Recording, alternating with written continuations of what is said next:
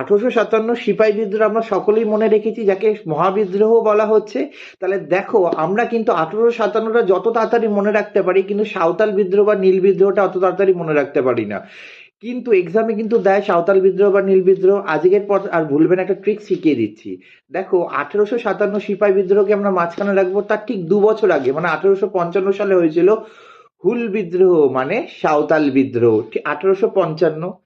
তাহলে সিপাহী বিদ্রোহ 2 বছর আগে, আর সিপাহী বিদ্রোহ 2 বছর পর মানে 1859 সালে হয়েছিল কিন্তু নীল বিদ্রোহ, বা যা ইন্ডিগো রিভোল্ট বা নীল বিদ্রোহ নামে পরিচিত। তাহলে 1857টার সিপাহী বিদ্রোহকে মাঝখানে রেখে তার 2 বছর আগে 1855 সাঁওতাল বিদ্রোহ, যাকে বলা হচ্ছে হুল বিদ্রোহ, এবং 1859 সিপাহী বিদ্রোহ 2 বছর পর 1859 সালে হয়েছিল নীল বিদ্রোহ। কি ট্রিক্সটা কাজে লাগবে তো এরপর থেকে? এরকমই ক্লাস পেতে চাইলে SMS ডিজিটাল এডুকেশন চ্যানেলটিকে কিন্তু সাবস্ক্রাইব করো এবং এই ভিডিওটা সকলের মধ্যে শেয়ার করো। Thank you.